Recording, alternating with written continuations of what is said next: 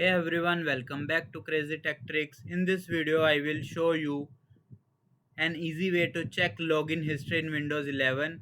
So let's get started. So firstly, click the start button and search for event viewer. Then open event viewer. Now in the left panel, go to Windows log. Then click on security.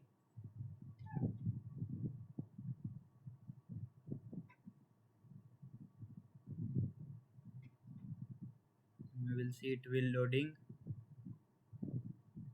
Wait a few seconds for the log to load.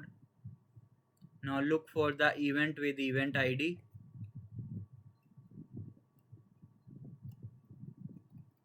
Like this.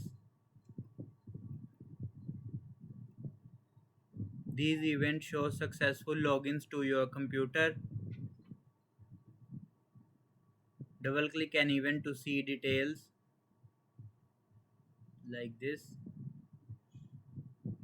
Here you will see date and time. Scroll down.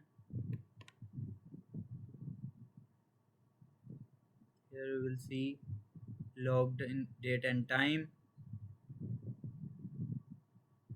User account name like computer, hosting, login information, event ID, source, and all the details. And that's it. That's how you can easily check computer login history in Windows 11.